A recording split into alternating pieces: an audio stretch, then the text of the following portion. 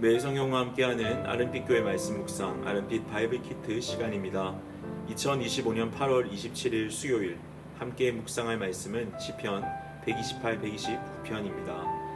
128편은 여호와를 경외하는 자의 복된 삶에 대해 보여주는 시입니다. 반면 129편은 하나님의 백성을 괴롭히는 자들에게 벌이 내려지길 하나님께 호소하는 기도 시입니다. 오늘 128편을 집중해서 살펴보면서 여호와를 경외하는 자에게 주시는 복에 대해 살펴보길 원합니다.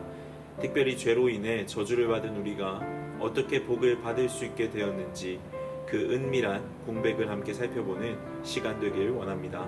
128편 전체를 읽고 묵상해 보겠습니다. 여호와를 경외하며 그의 길을 걷는 자마다 복이 있도다. 네가 내 손이 수고한 대로 먹을 것이라. 네가 복되고 형통하리로다.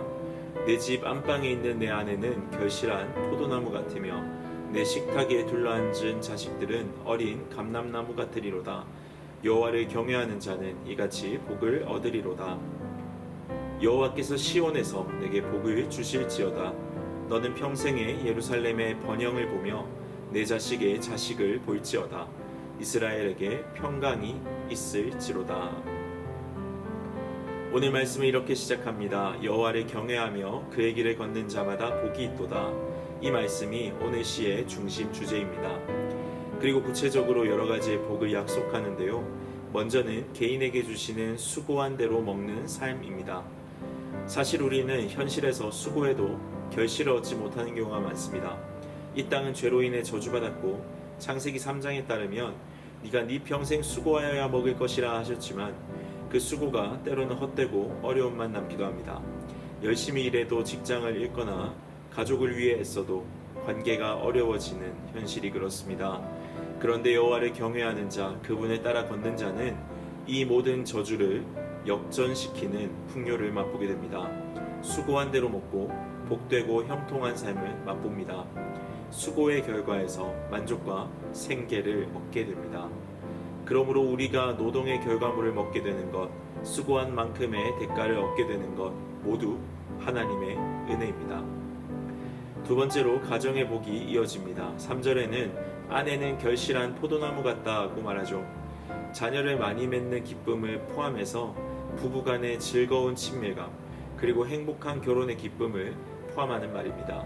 집 안방에서 이러한 즐거움을 얻을 수 있다는 것은 그만큼 집이 안전하고 즐거운 가정생활의 장소가 된다는 것도 의미하죠. 또한 자녀들은 어린 감람나무 같다고 말합니다. 감람나무는 뿌리도 깊고 척박한 땅에서도 잘 견딥니다. 잘라내도 다시 돋는 새순으로 인해 1000년 이상 살아남는 나무도 많아서 고대 이스라엘에서는 감람나무 새순이 나오는 모습을 대를 이어가는 생명력을 상징하는 것으로 보기도 했습니다. 그러므로 자녀들이 어린 감람나무 같다 말하는 것은 언약 안에서 자손들이 무럭무럭 자랄 것임을, 또 그 집안이 계속 번성하고 이어질 것을 의미하는 것입니다. 로마서 11장과 시편 52편에서도 하나님의 은혜 안에 뿌리내린 언약 백성을 감람나무에 비교하기도 합니다. 한편 자녀들이 어린 감람나무라면 그의 부모들도 감람나무일 텐데요. 결국 자녀들이 감람나무 된 아버지의 풍요로움을 확장해 갈 것임을 말해주기도 합니다. 우리도 마찬가지입니다. 오늘을 사는 우리의 어려움 속에서도 주시는 가족의 사랑과 건강, 그리고 일상의 소소한 행복이 하나님께로부터 왔음을 날마다 고백하게 되길 바랍니다. 한편 5절과 6절은 개인에게 주어진 이 복이 시온, 이스라엘에 확장될 것을 보여줍니다. 시편 117편부터 150편까지의 제5권이 바벨론 포로에서 돌아온 유다 공동체를 대상으로 한 시라는 사실을 안다면 이 시는 돌아온 황폐한 유다가 다시 회복될 것을 소망하는 기도로 볼 수 있을 텐데요. 그들이 여호와께서 시온에서 내게 복을 주실지어다. 너는 평생에 예루살렘의 번영을 보며 네 자식의 자식을 볼지어다. 또 이스라엘에게 평강이 있을지로다 라고 고백하는 이 기도는 개인이 하나님을 경외하고 그의 길을 따를 때 개인이 번영하고 가정이 번영하고 더 나아가 온 이스라엘이 샬롬을 회복하게 될 것임을 소망하는 노래입니다. 그리고 도시 재건을 넘어서 하나님의 임재와 하나님 나라의 완성을 소망하는 노래인 것입니다. 정리하자면 시편 128편은 하나님을 경외하는 자에게 주시는 복이 개인의 삶과 가정의 번영을 넘어 세대와 공동체 전체의 평강, 더 나아가 샬롬의 하나님 나라로 확장되는 언약의 노래인 것입니다. 한편 저는 이 시를 읽으면서 이런 질문이 들었습니다. 이 축복이 과연 사실일까? 왜냐하면 사실 제 인생에서 하나님 말씀을 따라 산다고 해서 이러한 복이 눈에 드러나게 선명히 주어지지 않았기 때문입니다. 제 삶뿐 아니라 많은 신앙의 선배들, 특별히 순교한 신앙의 선배들의 모습을 볼 때 그들이 하나님의 길을 따랐음에도 불구하고 이 땅에서 이러한 복을 받지 못하고 생을 마감하는 경우가 많았기 때문이죠. 심지어 성육신하신 예수님도 그렇지 않습니까? 예수님은 죄 없이 하나님을 경외했음에도 불구하고 인류를 살리는 그 길을 걸으셨음에도 불구하고 그분의 삶에서 이런 축복은 거의 드러나지 않았습니다. 그분이 한 손해의 수고는 오히려 많은 제자들을 떠나게 했습니다. 그렇다면 이 시편의 복과 우리의 삶의 이 간극은 어떻게 해결해야 할까요? 초대교회 신앙의 선배 아우구스티누스는 시편을 예수님만이 부를 수 있는 진정한 노래라고 이야기했는데요. 그는 예수 그리스도가 부활의 영광 속에서 이 복을 온전히 경험하실 것이라 이야기합니다.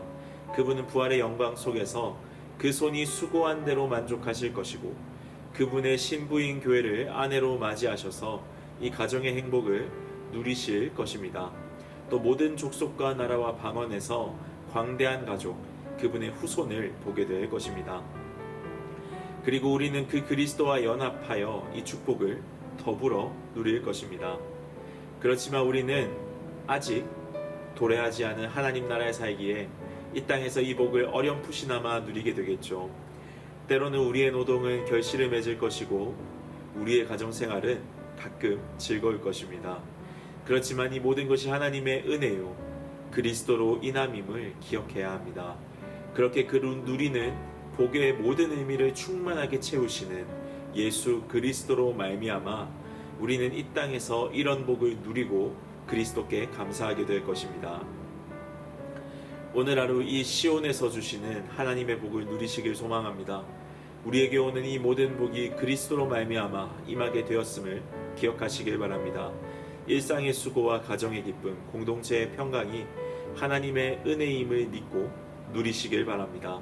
그리고 지금 당장 이 선포된 복이 드러나지 않다 할지라도 이 땅의 교회가 신실하게 단장한 신부되어 주님을 기다린다면 언젠가 반드시 진실로 드러날 복임을 기억하고 이 복을 지금부터 온전히 누리는 복된 하루 되시길 간절히 소망합니다. 함께 기도하겠습니다. 복의 근원 되신 하나님, 오늘도 여호와를 경외하며 그 길을 걸을 때 주시는 복을 누리게 하심에 감사드립니다. 수고한 대로 먹게 하시고 가정의 평안과 기쁨을 주심에 감사드립니다.